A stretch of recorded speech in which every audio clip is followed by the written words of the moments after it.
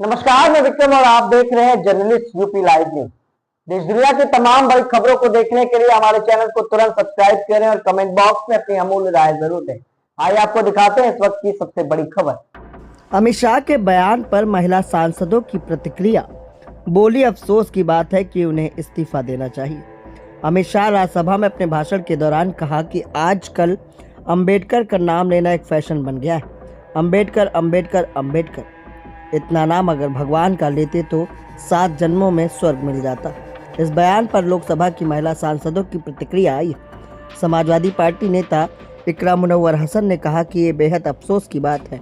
वहीं कांग्रेस की परिणीति शिंदे ने अपनी प्रतिक्रिया में क्या कुछ कहा, आइए आपको दिखाते हैं। बहुत अफसोस की बात है कि हमारे जो संविधान के निर्माता हैं बाबा साहब डॉक्टर भीमराव अंबेडकर के बारे में इस तरीके से उन्होंने टिप्पणी दी है और ये साफ दर्शाता है कि भाजपा जो है उनका कोई संविधान पर उनका ना यकीन है, ना वो उसको मानना चाहते हैं और रोजाना उल्लंघन करते हैं। और जिस तरीके से उन्होंने डॉक्टर भीमराव अंबेडकर को अपमानित किया, ये इससे साफ जाहिर होता है इन लोगों को सिर्फ अपनी मनमानी चलानी है और वही ये रोज करते हैं। तो हमें बहुत अफसोस हुआ कि एक ऐसे महापुरुष जिन्होंने हमें संविधान के रूप में एक सौगात दी है जिससे हर नागरिक के अधिकार जुड़े हुए हैं, उनका भी अगर आज के दौर में अपमान होगा तो ये देश किस राह पर जा रहा है, ये आपके हमारे सबके सामने है। तो बहुत अफसोसजनक बात है। लेकिन बीजेपी ने साफ तौर पर प्रेस कॉन्फ्रेंस भी किया और उन्होंने कहा भी कि ऐसे पार्लियामेंट्री अफेयर्स ने भी कहा कि बाबा साहब अम्बेडकर को जो सम्मान है वो लगातार हमने रिकॉग्नाइज किया, हम हमेशा सम्मान देते रहे हैं। यहाँ पर गृह मंत्री जी के शब्दों को तोड़ मरोड़ कर जिस तरीके से प्रयोग किया जा रहा है, ये उचित नहीं है। आप कहेंगे? देखिए, तोड़ मरोड़ के तो नहीं, वो जो बयान है वो संसद टीवी का है, सबके सामने है, कोई एडिटेड बयान नहीं है।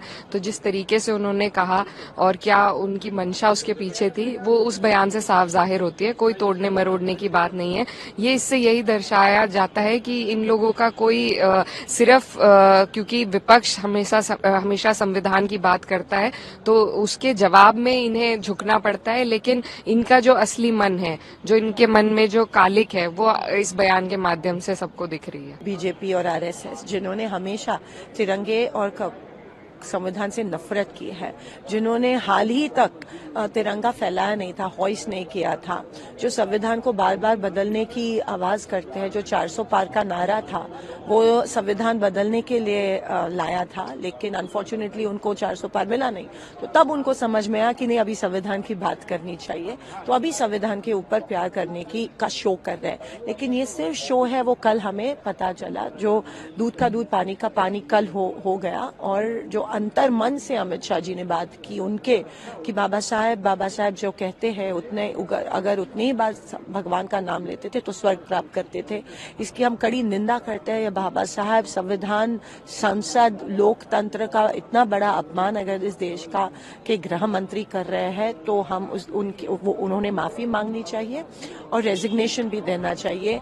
अभी पता चल रहा है कि जो बीजेपी हमेशा कहती है, अभी कह रही है संविधान, वो पूरा झूठ है। संविधान बदलने की कोशिश, 1 नेशन 1 इलेक्शन हो, 400 पार हो, ये सब basic structure of the constitution बदलने की साजिश थी और वो जो उनका असली चेहरा कल बाहर आया। विपक्ष के पास हमने पहले भी कहा है, हम बार बार कहते हैं कि देश हित के मुद्दे उनके पास नहीं है और उनको एक आदत हो गया कि कैसे भी सदन की कार्रवाई को उनको स्थगित करना है। अब उसके लिए वो नए एक होता है ना कि तिल का ताड़ बनाने का जो बात होता है, किसी भी एक लाइन को उसको तोड़ मरोड़ के पेश करने का उनका आदत हो गया है। जब भी आप देखेंगे हल्ला हंगामा चलेगा। हमने पहले भी कहा है कि ये विपक्ष कमजोर विपक्ष है क्योंकि ये देश हित के मुद्दे पे चर्चा ही नहीं करना चाहती।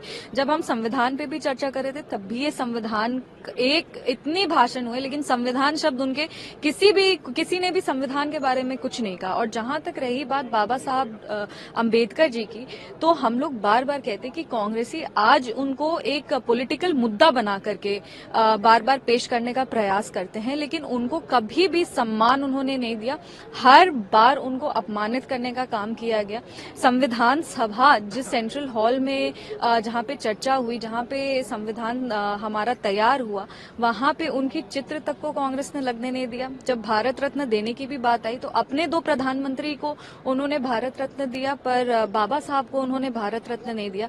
बार बार वो संविधान बोलते हैं, हैं, आरक्षण बोलते हैं, हमें देश विरोधी कहते हैं, आरक्षण विरोधी कहते हैं, पर हमने अपने भाषण में उनको एक्सपोज भी किया कि किस तरह से उनके जो 3 प्रधानमंत्री थे जो 37 साल देश का प्रतिनिधित्व किए थे, वो कैसे आरक्षण विरोधी सोच रखते थे।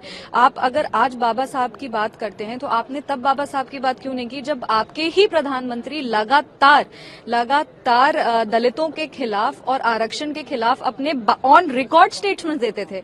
वो स्टेटमेंट ऑन रिकॉर्ड है, हमने कुछ बनाया नहीं। हमने उनको लगता था आरक्षण से सेकंड क्लास सिटीजन आते हैं, उनको लगता था कि आरक्षण देश हित में नहीं है।